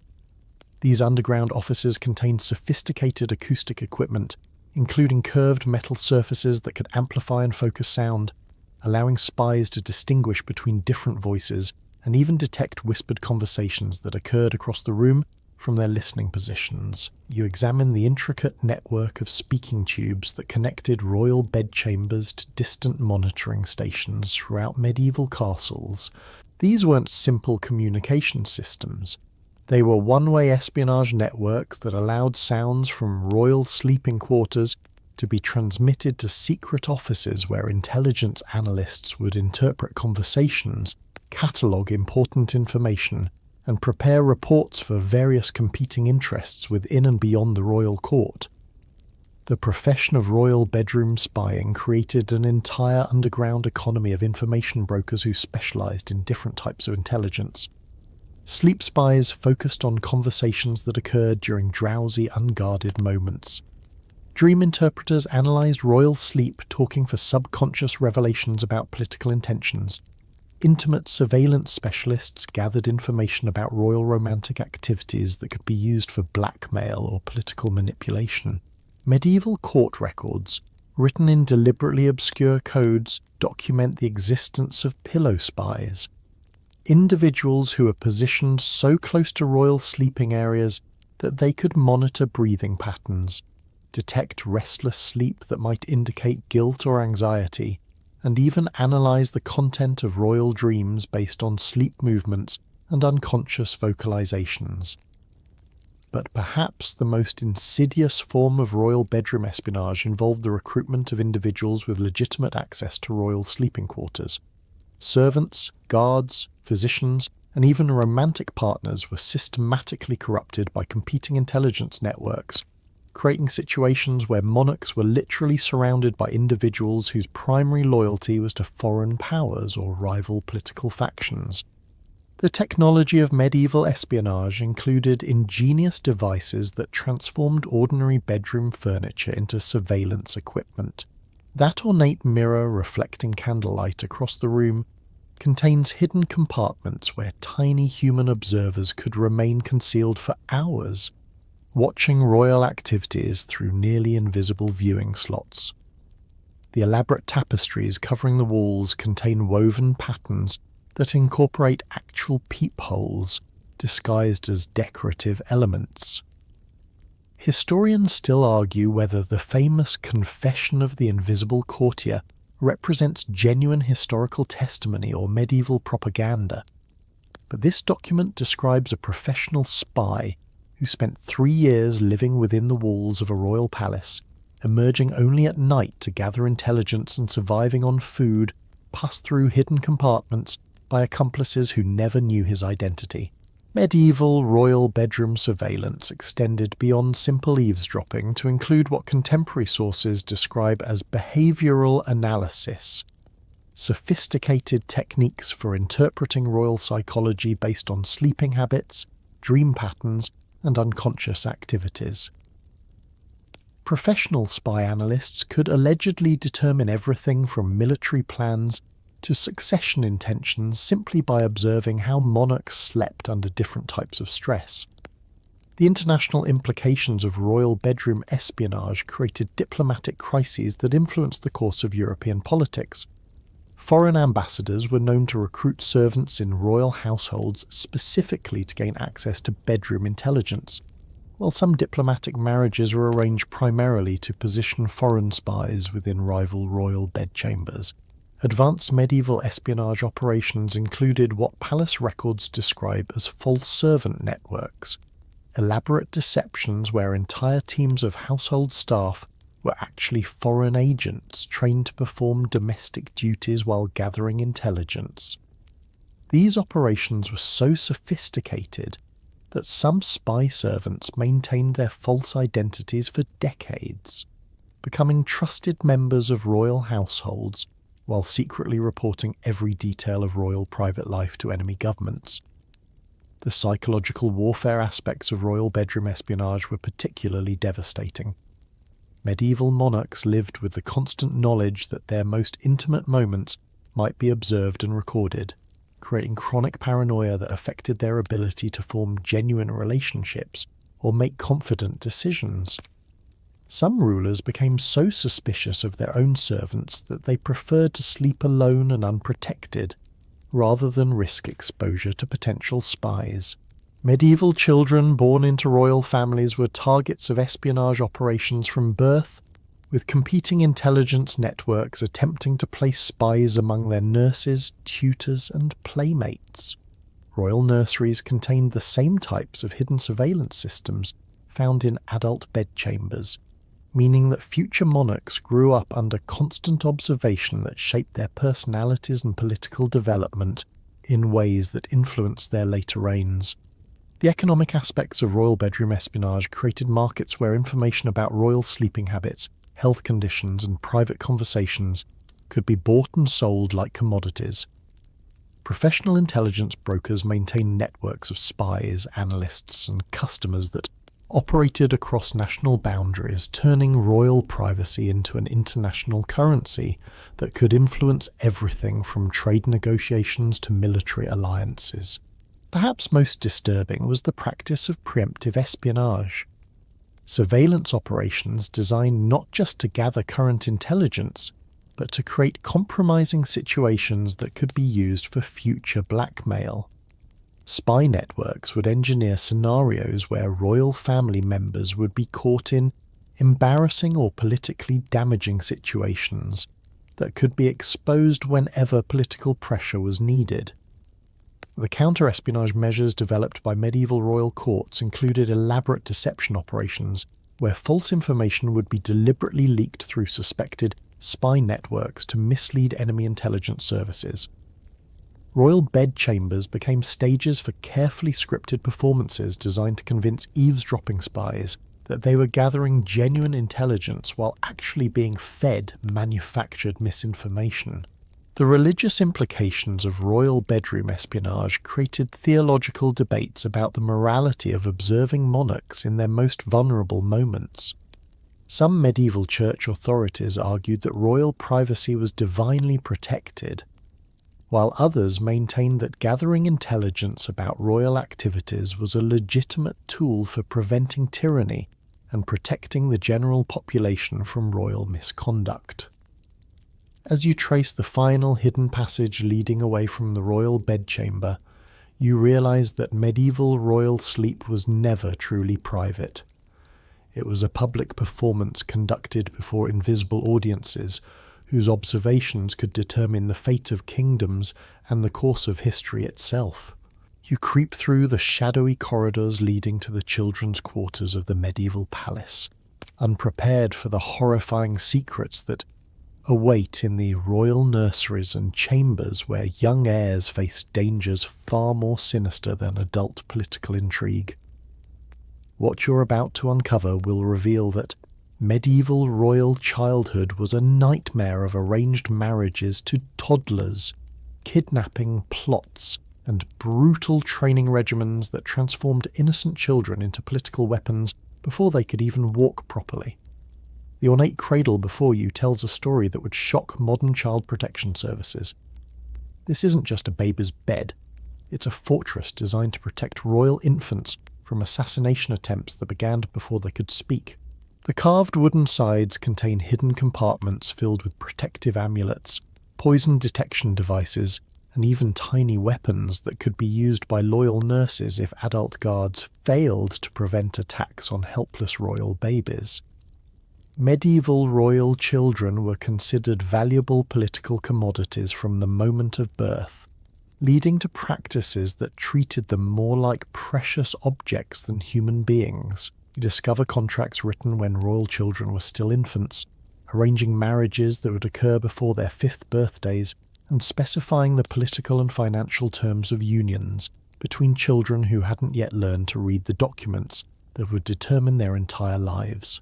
The training regimens imposed on royal children reveal a systematic approach to childhood that prioritized political utility over psychological development. 3-year-old princes were subjected to weapons training that involved actual combat with sharp blades, while 4-year-old princesses were taught seduction techniques and poison resistance through controlled exposure to increasingly dangerous substances. Palace records document the existence of child spies, royal children who are deliberately trained to gather intelligence from other noble families by forming friendships with enemy children and reporting back on conversations overheard in their playmates' homes. These operations turned innocent childhood relationships into sophisticated espionage networks, where every playdate was actually a reconnaissance mission. You examine the elaborate security systems that surrounded royal children's bedchambers, discovering that young heirs faced assassination attempts specifically designed to exploit childhood vulnerabilities. The toys scattered around the nursery aren't just playthings. Many contain hidden weapons or poison delivery systems designed to eliminate royal children while making their deaths appear accidental. Medieval royal children were also subject to what contemporary documents describe as political conditioning, systematic psychological manipulation designed to ensure their loyalty to specific political factions before they developed independent thinking abilities. Royal children would be isolated from certain family members, fed carefully constructed versions of family history, and trained to react with predetermined responses to political situations they encountered. The kidnapping attempts targeting royal children created an entire industry of child protection specialists who developed techniques for hiding young heirs, creating decoy children, and conducting rescue operations when royal offspring were successfully abducted. Some royal families maintained multiple sets of children's clothing and personal items in different locations to facilitate quick evacuations if kidnapping attempts were detected. But perhaps the most disturbing aspect of medieval royal childhood was the practice of marriage consummation preparation. elaborate and traumatic procedures designed to prepare royal children for physical intimacy with their assigned spouses. These preparations began when children were as young as 6 or 7 years old and involved medical examinations, physical modifications, and psychological conditioning that would be considered severe child abuse by any modern standard. Historians still argue whether the extensive documentation of royal child abuse represents typical medieval practices or extreme cases that were recorded specifically because they were unusual. But palace archives contain enough evidence to suggest that systematic mistreatment of royal children was common enough to require specialised staff and standardised procedures. Medieval royal children faced unique medical dangers that resulted from their political value rather than their health needs. Royal physicians would perform experimental procedures on young heirs to enhance their political utility, surgeries to improve their appearance for marriage negotiations, treatments to accelerate their physical development, and even surgical modifications to their voices to make them more effective public speakers. The educational systems imposed on royal children were designed to produce political tools rather than well-rounded human beings. Royal children learned to read using documents that described torture techniques, studied mathematics through problems involving military casualties, and practiced writing by composing death warrants for hypothetical enemies. Their education prioritized practical political skills over moral development or personal happiness. Advanced royal child management included what palace records describe as emotional conditioning, systematic techniques for suppressing natural childhood emotions that might interfere with political effectiveness. Royal children were punished for displaying empathy, rewarded for demonstrating cruelty, and trained to view human relationships as political transactions rather than emotional connections. The international implications of royal child politics created situations where young heirs became pawns in diplomatic games that stretched across continents. Royal children were frequently sent to foreign courts as hostages, political marriages, or diplomatic gifts, often never seeing their birth families again and growing up in environments where their primary value was as leverage against their parents' political decisions. Medieval royal children also faced supernatural threats that were considered just as dangerous as physical assassination attempts. Royal nurseries contained elaborate spiritual protection systems designed to prevent demonic possession of young heirs, fairy kidnapping attempts, and curse attacks that might be directed at children who are too young to maintain their own magical defences. The psychological damage inflicted on medieval royal children created adults whose capacity for normal human relationships had been systematically destroyed during their formative years. Many royal children grew up to become monarchs who displayed the same patterns of paranoia, cruelty, and emotional dysfunction that had characterized their own childhoods, perpetuating cycles of abuse that affected royal families for generations. Perhaps most tragically, medieval royal children were often kept ignorant of their own family relationships to prevent emotional attachments that might interfere with political arrangements. Royal siblings might be raised separately and told they were unrelated, while parents would maintain emotional distance from their own children to avoid developing feelings that could compromise necessary political decisions. The survival rates among medieval royal children were significantly lower than among common children, not because of poverty or poor medical care, but because of the dangerous political situations they were placed in and the experimental treatments they received. Many royal children died from accidents that were actually assassination attempts, medical procedures that were too risky, or training regimens that pushed their developing bodies beyond safe limits. As you examine the final piece of evidence, a collection of children's clothing designed with hidden armour, concealed weapons, and poison detection devices, you realise that medieval royal childhood wasn't a period of innocence and play, but a brutal training ground where children were systematically transformed into political weapons through methods that destroyed their humanity while preparing them for the equally brutal world of adult royal politics. You slip through the heavy curtains into the private chambers of a medieval monarch in the depths of night, witnessing scenes of psychological torment that reveal the hidden madness lurking behind the crown's golden facade.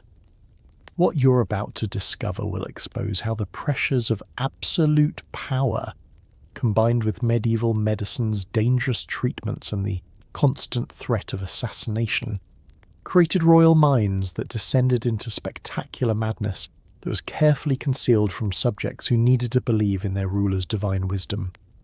The first signs of royal mental breakdown are written in the bizarre arrangements of furniture that surround you. Medieval monarchs experiencing psychological collapse would compulsively rearrange their bedchambers according to patterns that made sense only to their deteriorating minds. You observe chairs positioned to face empty corners where the monarch would hold conversations with invisible advisors, tables arranged in protective circles around the bed to ward off imaginary threats, and mirrors turned toward the walls to prevent hostile reflections from emerging during vulnerable, sleeping hours. Medieval court physicians had no understanding of mental illness as we recognize it today, leading to treatments that accelerated royal psychological decline rather than providing help. You discover evidence of medical procedures designed to release evil humours from royal brains, treatments that involved drilling holes in monarchs' skulls, bleeding them until they lost consciousness, and force-feeding them mercury-based compounds that caused hallucinations and permanent neurological damage. The isolation that came with absolute power created perfect conditions for the development of severe paranoia and delusional thinking.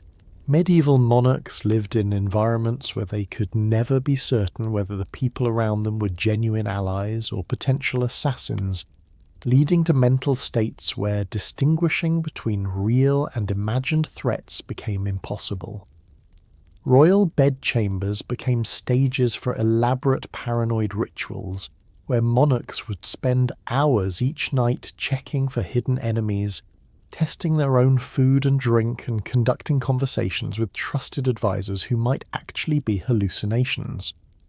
Palace records, written in carefully coded language to avoid documenting royal mental illness directly, describe monarchs who would spend entire nights engaged in battles with invisible demons, negotiate treaties with furniture they believed contained the spirits of deceased enemies, and issue complex royal decrees to address problems that existed only in their deteriorating minds.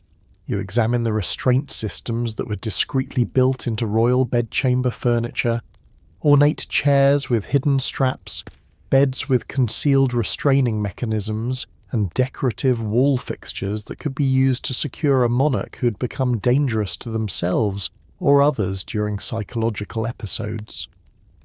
These systems were designed to look like normal royal furnishings, while providing the capability to control monarchs whose mental illness made them violent or self-destructive. The relationship between royal madness and political power created situations where entire kingdoms were effectively ruled by the delusional fantasies of mentally ill monarchs. Court advisors developed elaborate systems for interpreting royal ravings and translating psychotic episodes into coherent government policies. Some of history's most significant political decisions may have originated in the hallucinations of insane rulers whose courtiers were too afraid to acknowledge their sovereign's mental condition. Medieval royal children were particularly vulnerable to developing severe mental illness because they grew up in environments specifically designed to create psychological stress and emotional dysfunction. Royal offspring were systematically isolated from normal human relationships, subjected to constant threats and pressure, and trained to view the world as fundamentally hostile and dangerous.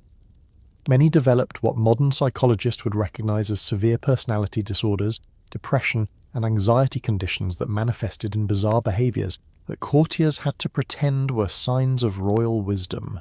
Historians still argue whether famous cases of royal madness were genuine mental illness or elaborate performances designed to avoid political responsibility.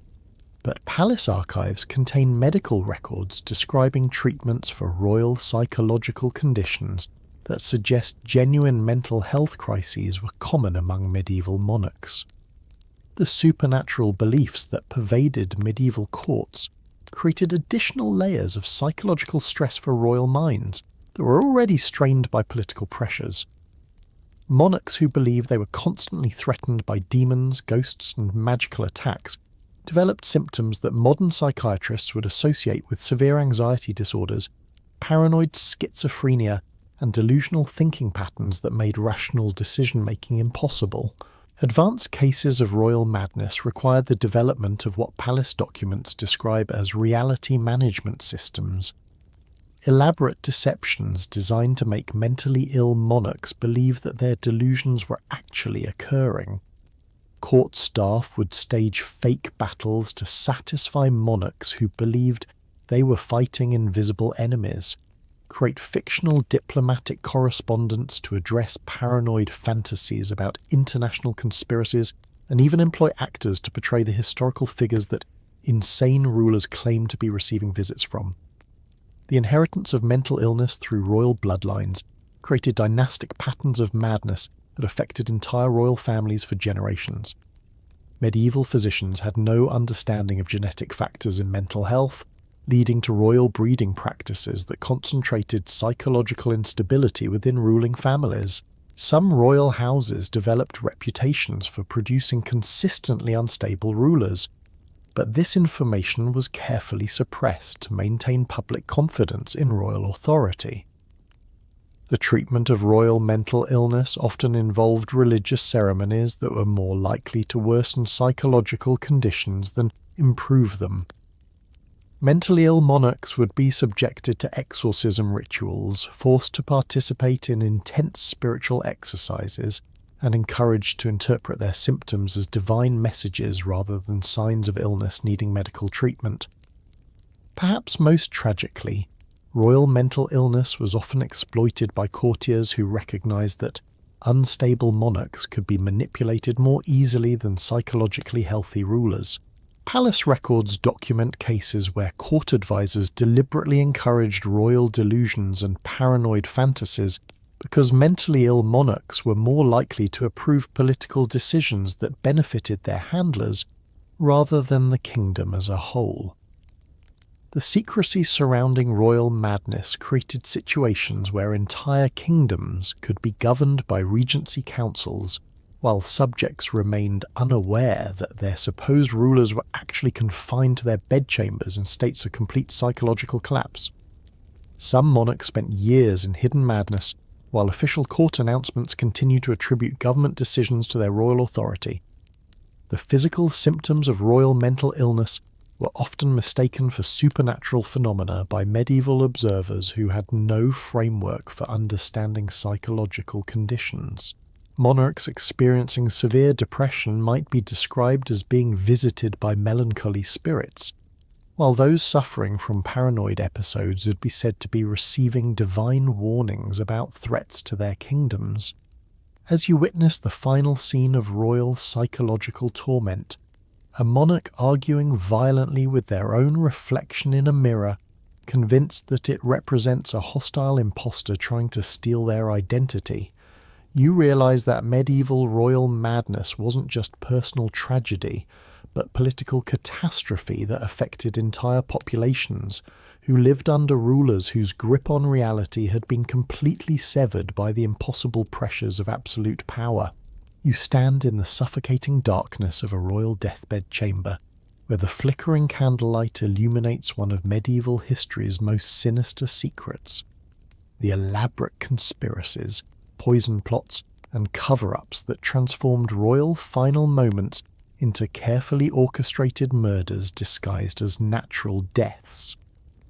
What you're about to uncover will reveal that medieval royal deathbeds were crime scenes where the most powerful people in Europe were systematically eliminated by enemies who understood that controlling the circumstances of a monarch's death could determine the fate of entire kingdoms.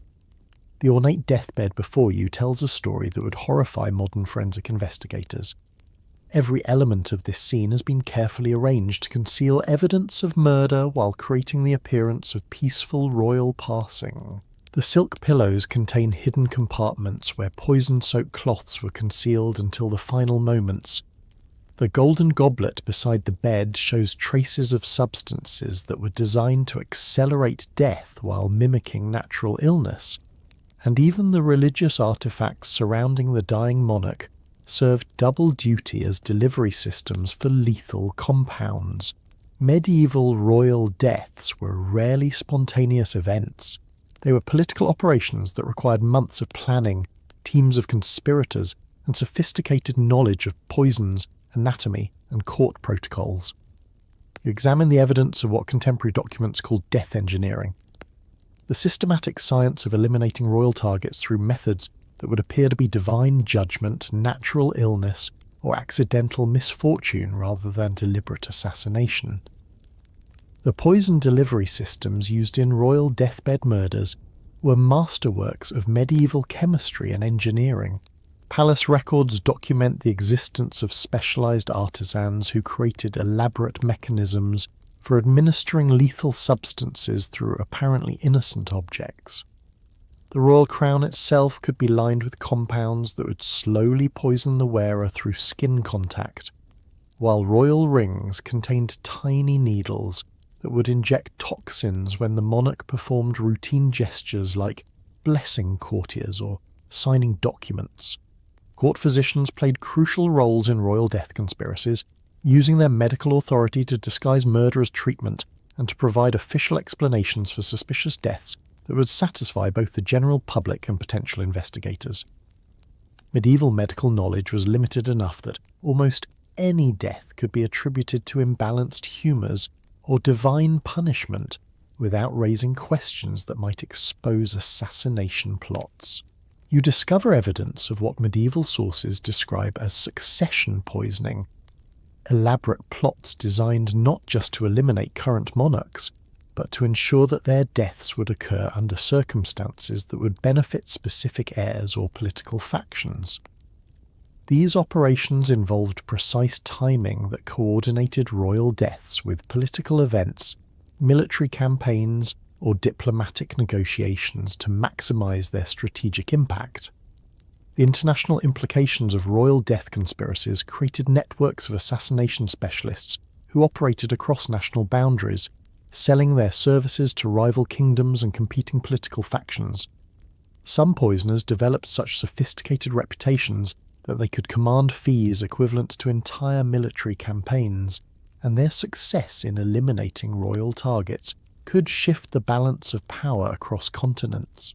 Medieval royal autopsy procedures were deliberately primitive to prevent the discovery of evidence that might expose death conspiracies. Palace records reveal that royal physicians were often instructed to conduct only superficial examinations of deceased monarchs, and that more thorough investigations were actively discouraged to maintain the official narrative surrounding royal deaths. But perhaps the most chilling aspect of royal death conspiracies was the systematic elimination of witnesses who might have knowledge about the true circumstances of royal deaths. Medieval palace records document patterns where servants, guards, and even family members who were present during royal deaths would themselves die under suspicious circumstances within weeks or months of the original assassination, creating cover-ups that extended far beyond the initial murder. The timing of royal deaths reveals patterns that suggest coordinated assassination campaigns designed to eliminate entire royal bloodlines during periods of political vulnerability. Historical analysis shows clusters of royal deaths that occurred during succession crises, international conflicts, or religious upheavals, timing that was too convenient to be coincidental and indicates sophisticated intelligence networks that could identify optimal moments for eliminating royal targets. Historians still argue whether the high mortality rates among medieval royals represent natural consequences of stressful lifestyles or evidence of systematic assassination campaigns. But statistical analysis of royal death patterns reveals anomalies that are difficult to explain without considering organised murder plots. Advanced royal death conspiracies involved what palace documents describe as layered assassination. Complex plots where multiple different lethal methods were employed simultaneously to ensure that the target would die, regardless of which specific technique proved most effective. A single royal victim might be poisoned, infected with disease, and subjected to medical treatments that were designed to be fatal, creating redundant systems that guaranteed death while making it impossible to identify the specific cause. The psychological warfare aspects of royal death conspiracies were as important as the physical elimination of targets.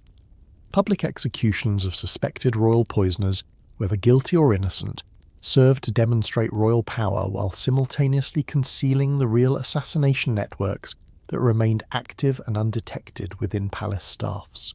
Medieval royal children were particularly vulnerable to death conspiracies because their murders could be more easily disguised as natural childhood illnesses or accidents. Palace records document suspicious patterns of deaths among royal heirs that suggest systematic campaigns to eliminate entire bloodlines by targeting the youngest and most vulnerable members of royal families.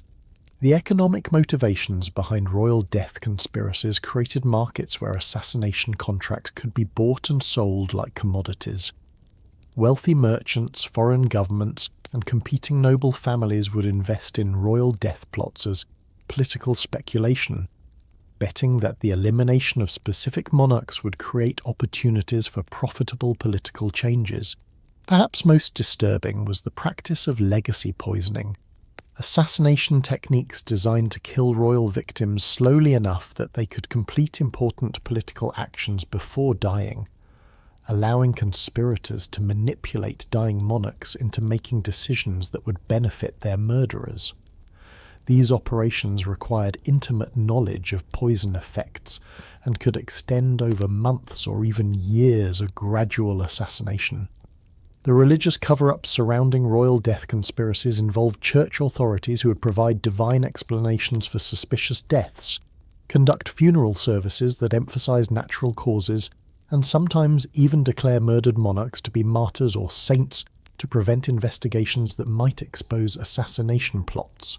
Counter-conspiracy efforts by loyal royal guards included elaborate deception operations, where suspected assassins would be fed false information about royal routines, given access to fake poison delivery opportunities, and allowed to believe their plots were succeeding while actually being monitored and controlled by royal security forces.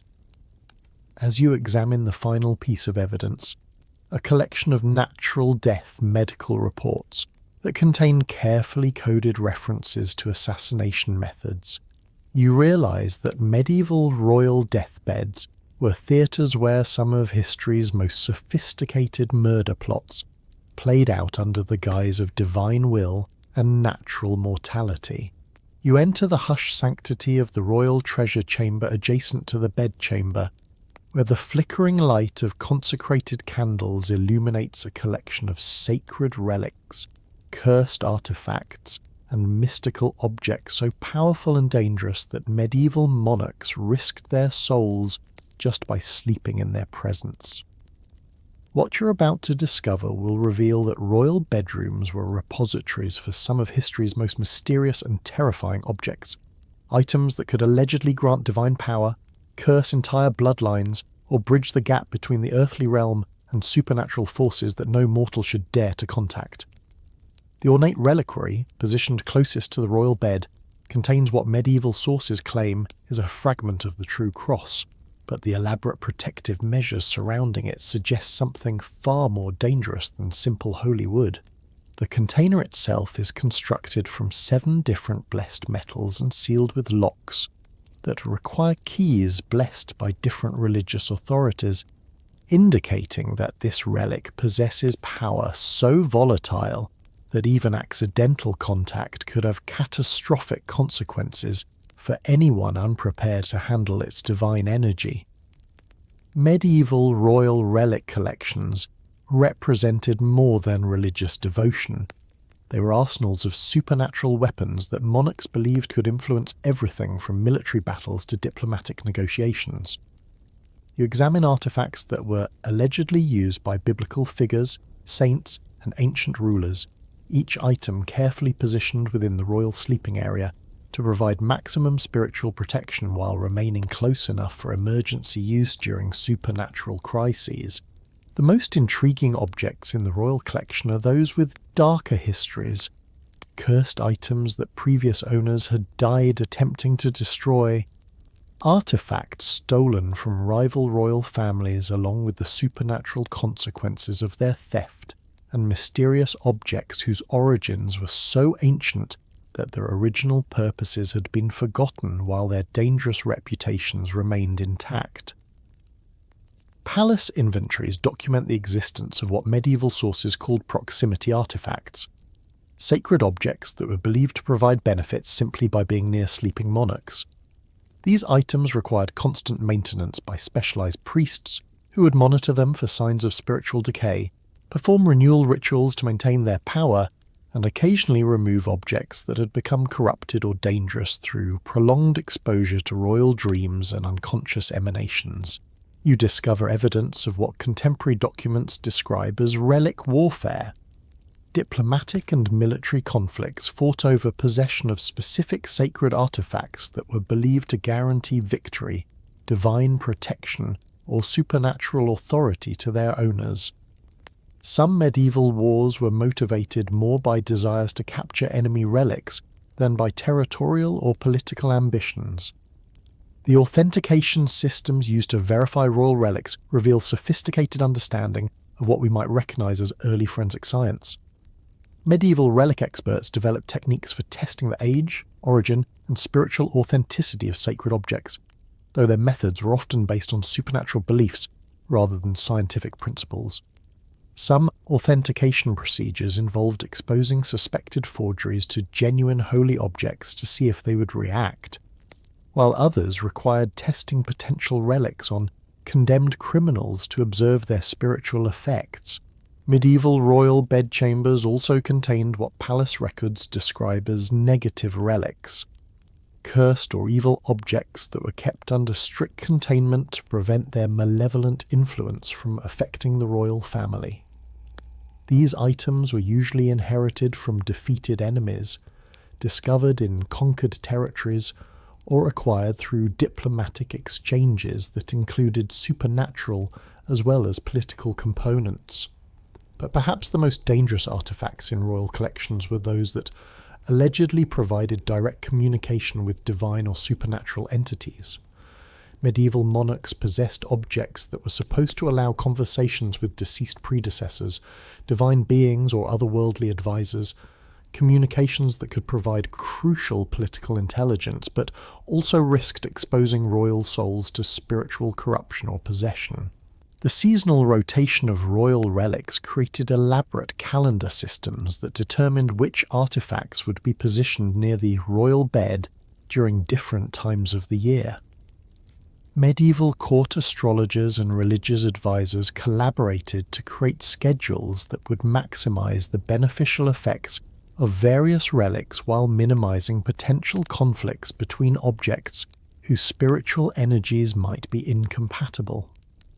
Historians still argue whether the extensive royal relic collections represent genuine religious faith or sophisticated psychological manipulation systems, but contemporary accounts describe specific incidents where royal relics allegedly demonstrated supernatural powers that influenced political events and military outcomes.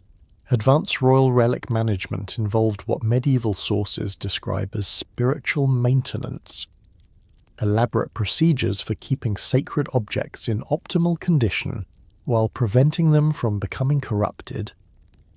Through exposure to the moral compromises that were inevitable in royal political life, some relics required regular purification rituals, while others needed to be periodically removed from royal presence to prevent their holy power from being contaminated by royal sins. The inheritance of royal relics created succession problems that were sometimes more complex than political disputes over throne succession. Medieval royal families developed elaborate protocols for determining which heirs would receive which artifacts, taking into account not just political considerations but also spiritual compatibility between potential owners and their inherited relics. International relic diplomacy involved exchanges of sacred objects between royal courts as tokens of alliance, tribute payments, or peace offerings. These transactions required specialized negotiators who understood both the political and supernatural implications of transferring powerful artifacts between different royal bloodlines. The security systems protecting royal relics included both physical and spiritual defenses that were designed to prevent theft, while also protecting unauthorized individuals from accidental exposure to dangerous supernatural forces. Royal relic chambers contained elaborate alarm systems, protective barriers, and containment procedures that would isolate compromised artifacts if their spiritual integrity was threatened. Perhaps most fascinating were the royal relics that were believed to be growing in power over time through their association with royal bloodlines. Medieval sources describe artifacts that became more potent through prolonged exposure to royal presence, developing new abilities and increasing their spiritual influence over successive generations of royal ownership. The medical applications of royal relics included their use in treating royal illnesses through contact healing, spiritual purification, and supernatural intervention. Court physicians would prescribe specific relics for different medical conditions, sometimes requiring patients to sleep with particular artifacts or undergo treatment procedures that involved direct contact with sacred objects. Counter-relic operations developed by rival courts included attempts to steal, destroy, or corrupt enemy royal artifact collections through magical attacks, spiritual sabotage, and the introduction of cursed objects disguised as authentic relics. Some international conflicts involved sophisticated supernatural warfare where competing royal families attempted to neutralize each other's relic collections.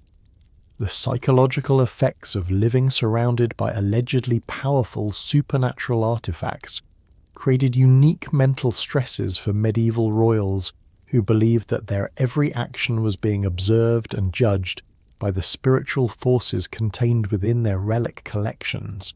Some monarchs developed obsessive relationships with specific artifacts, while others became paralyzed by fear of accidentally offending the supernatural entities they believed resided in their sacred objects.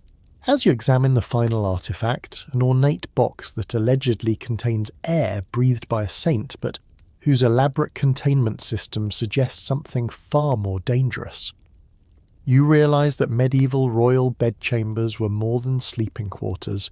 They were supernatural armories where the most powerful people in Europe surrounded themselves with forces they barely understood but desperately hoped would protect them from the earthly and otherworldly threats that defined royal life. You settle into the pre-dawn silence of the royal bedchamber, witnessing the strange rituals that surrounded medieval royal sleep, as monarchs attempted to decode the prophetic messages and divine guidance they believed were delivered through their dreams. What you're about to uncover will reveal that medieval royal sleep wasn't just rest. It was a nightly journey into a supernatural realm where the fate of kingdoms could be determined by the symbolic visions that visited sleeping monarchs, and where the interpretation of royal dreams became a sophisticated political science that influenced everything from military campaigns to marriage negotiations. The elaborate dream recording system that surrounds the royal bed represents one of medieval history's most sophisticated information-gathering operations. You observe scribes positioned in hidden alcoves throughout the bedchamber, equipped with specially designed writing materials that allow them to work in complete darkness while transcribing every word uttered by the sleeping monarch. These dream stenographers were trained to distinguish between meaningful prophetic utterances and ordinary sleep-talking, creating detailed records that would be analysed by teams of specialists each morning. Medieval royal dream interpretation involved far more than simple symbolic analysis. It was a complex intelligence operation that combined religious theology, political analysis, and what we might recognise today as psychological profiling. court dream analysts maintained extensive libraries of reference materials that correlated specific dream symbols with historical events, allowing them to provide interpretations that could guide crucial political decisions based on the supernatural messages allegedly received during royal sleep. You examine the intricate collection of dream enhancement devices positioned around the royal sleeping area, objects designed to influence the content and clarity of royal dreams to ensure that monarchs would receive the most useful prophetic guidance. Sacred crystals were positioned to focus divine energy, specific herbs were burned to induce particular types of visions, and even the bedding was woven with threads that had been blessed to enhance spiritual communication during sleep. The political implications of royal dream interpretation created situations where entire military campaigns were planned based on symbolic visions that visiting monarchs experienced during diplomatic visits. Foreign ambassadors learned to time their negotiations around royal sleep schedules, understanding that crucial political decisions were often made not through rational analysis, but through interpretations of whatever dreams the monarch had experienced the previous night.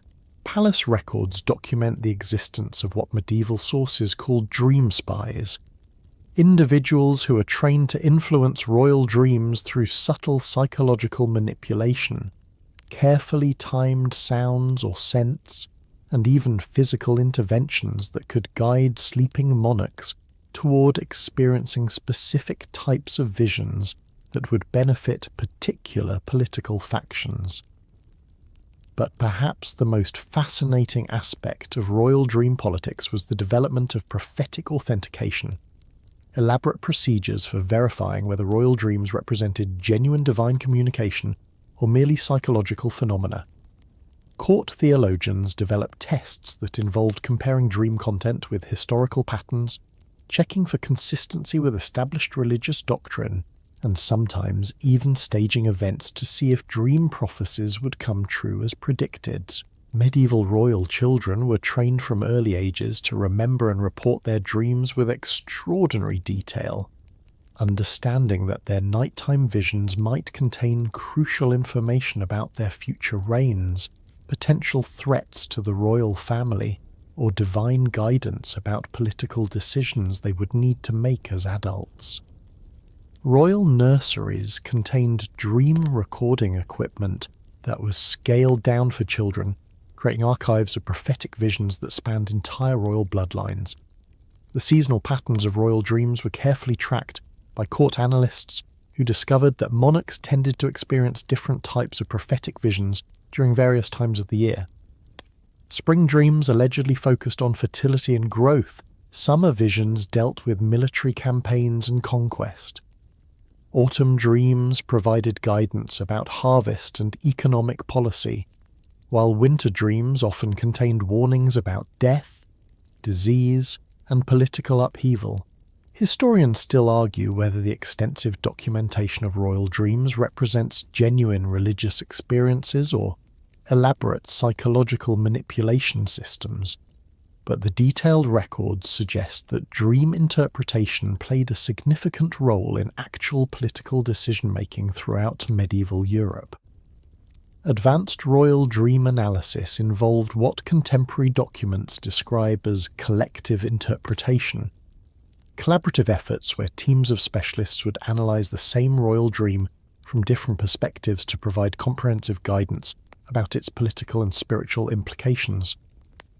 These interpretation sessions could involve dozens of experts and continue for days before reaching conclusions about how dream messages should influence royal policy. The international implications of royal dream interpretation created diplomatic protocols where monarchs would share selected dream content with foreign rulers as tokens of trust, warnings about mutual threats, or invitations to form alliances based on shared prophetic visions. Some international treaties included clauses that referenced specific royal dreams and the political interpretations that had been derived from them. Medieval royal dream enhancement techniques included what palace sources describe as induced prophecy, systematic methods for encouraging monarchs to experience specific types of visions that would provide guidance about particular political problems. These techniques involved controlled diets, regulated sleep schedules, exposure to specific environments, and even medical treatments designed to alter brain chemistry in ways that would promote prophetic dreaming.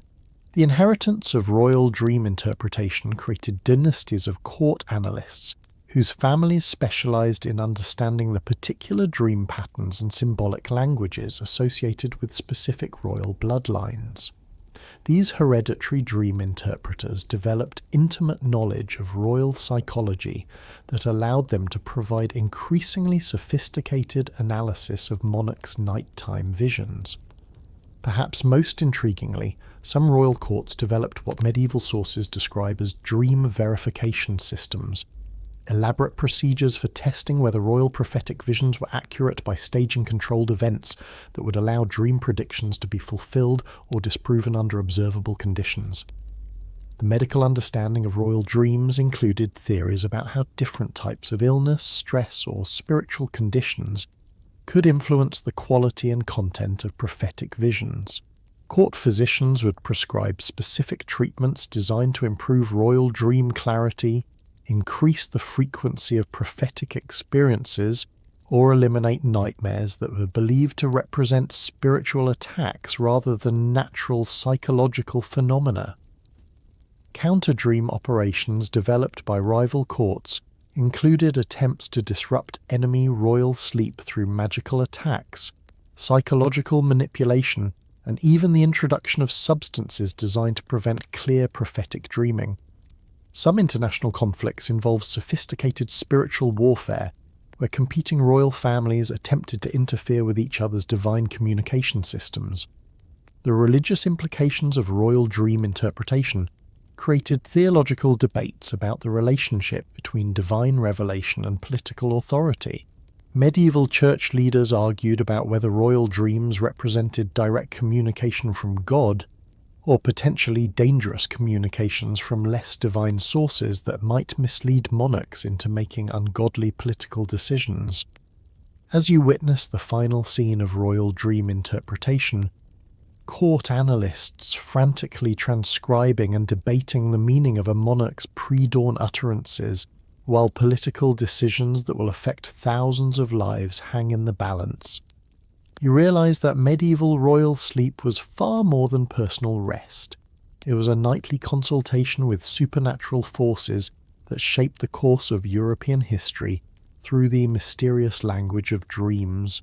You stand at the threshold of the final royal bedchamber, where the weight of centuries seems to press down upon your shoulders as you witness the elaborate preparations that medieval monarchs made for their eternal rest. What you're about to discover will reveal that royal death was not an ending but a carefully orchestrated transition into an afterlife where political power, spiritual authority, and supernatural influence were believed to continue beyond the grave, requiring preparations so complex and expensive that they could bankrupt kingdoms and reshape the architectural landscape of medieval Europe. The ornate tomb preparation chamber, adjacent to the royal sleeping quarters, contains evidence of planning that began decades before the monarch's actual death. Medieval royals lived with constant awareness of their mortality, not just from assassination attempts and political dangers, but from the elaborate theological requirements that governed royal transitions into the afterlife. You examine detailed architectural plans for tomb complexes that would take years to construct, requiring the labour of hundreds of craftsmen and the resources of entire kingdoms to create resting places worthy of divinely appointed rulers. Medieval royal funeral preparations involved more than simple burial arrangements. They were complex theological operations designed to ensure that deceased monarchs would retain their political authority in the spiritual realm, while also providing maximum benefit to their surviving heirs and kingdoms. Palace records document the existence of death architects, specialists who designed not just physical tombs, but entire spiritual transition systems that would supposedly allow royal souls to maintain influence over earthly affairs even after physical death.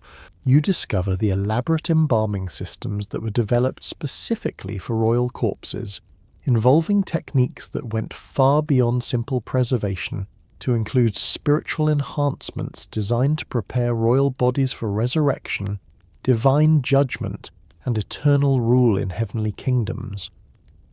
These procedures required rare chemicals, precious metals, and sacred substances that had to be gathered from across the known world, creating international supply chains that existed solely to serve royal death preparation. The political implications of royal death preparation created succession systems where the elaborate nature of funeral arrangements could determine which heirs would actually inherit royal authority. Medieval succession law was often ambiguous enough that the heir who could organise the most impressive funeral display might be recognised as the legitimate successor, regardless of their actual legal claim to the throne. But perhaps the most fascinating aspect of royal death preparation was the development of what medieval sources called posthumous governance systems. Elaborate arrangements where deceased monarchs were believed to continue ruling their kingdoms through supernatural communication with their successors. Royal tombs contained speaking tubes, mechanical devices, and spiritual communication systems that allegedly allowed living rulers to consult with their deceased predecessors about important political decisions. Medieval royal death involved elaborate timing calculations that coordinated the moment of death with astrological events, religious celebrations, and political necessities.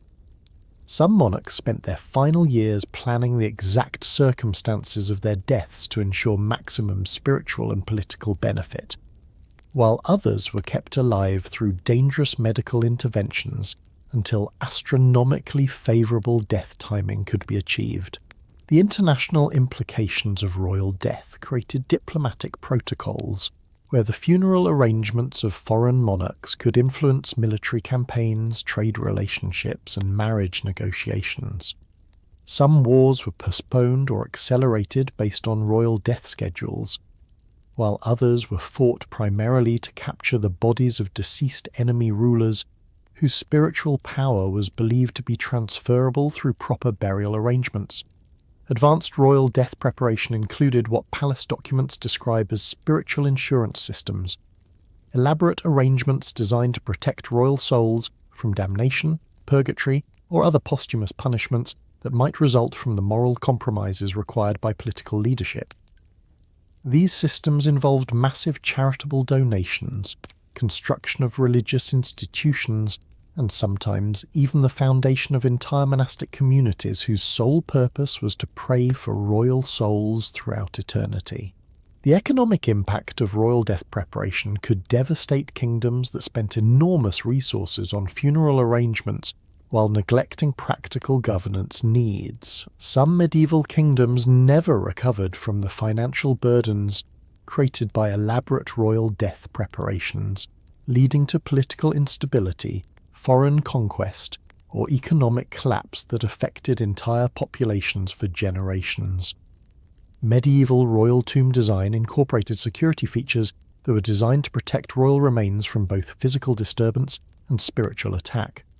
Royal burial sites contained elaborate trap systems, protective barriers, and supernatural defences that would supposedly punish anyone who attempted to disturb royal eternal rest or steal the valuable grave goods that accompanied royal corpses into the afterlife.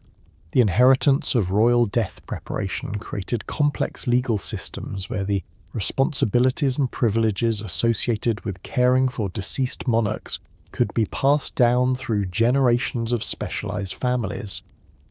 These hereditary tomb guardians maintained elaborate facilities, performed regular spiritual maintenance, and sometimes even claimed to receive political guidance from the royal spirits they were charged with protecting. Historians still argue whether the elaborate royal death preparations represent genuine spiritual beliefs or sophisticated political theatre designed to maintain royal authority beyond physical death. But the massive resources devoted to these systems suggest that medieval societies took posthumous royal influence very seriously. Perhaps most remarkably, some royal death preparations included arrangements for the eventual resurrection and return of deceased monarchs during times of national crisis. Medieval royal tombs contained provisions, weapons, and communication systems that would supposedly allow dead rulers to return to life and resume their reigns when their kingdoms faced existential threats. The religious implications of royal death preparation created theological debates about the relationship between earthly political authority and divine spiritual power. Medieval church leaders struggled to reconcile royal claims to continued posthumous influence with Christian doctrines about death, judgment, and eternal life, leading to complex theological compromises that influenced religious development throughout Europe. Counter-death operations developed by rival kingdoms included attempts to disrupt enemy royal funeral preparations, steal royal corpses for political leverage, and even conduct spiritual attacks designed to prevent deceased enemy monarchs from providing supernatural assistance to their successors. The psychological impact of living with elaborate death preparations affected medieval royals throughout their reigns, creating rulers who are simultaneously obsessed with their own mortality and convinced of their eternal importance.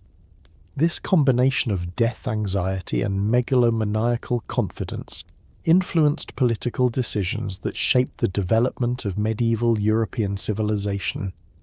As you witness the final preparations for royal eternal rest, craftsmen putting finishing touches on a tomb that has consumed decades of labour and the wealth of nations, you realize that medieval royal death was not the end of political power, but its transformation into something that was believed to transcend the limitations of mortal life, creating spiritual monarchies that would supposedly influence earthly affairs throughout eternity. The candles begin to dim as dawn approaches, and the weight of centuries of royal secrets settles around you like a heavy blanket. You've journeyed through the hidden corridors of medieval power, witnessed the private fears and public facades of history's most powerful people, and discovered that behind the golden crowns and silk curtains lay human beings struggling with the impossible demands of absolute authority. Their bedchambers were never sanctuaries of peace, but battlegrounds where political ambition, supernatural terror, and human vulnerability fought their most intimate wars. As the shadows lengthen and your eyelids grow heavy, let these ancient secrets fade into the gentle embrace of sleep, knowing that the royal nightmares of the past need no longer disturb your rest. The dark secrets of medieval bedchambers have been revealed, their power to frighten diminished by the light of understanding, leaving only the soft whisper of history's voice to guide you toward peaceful dreams, where crowns are just symbols, power is just illusion, and sleep is simply the gentle gift it was always meant to be.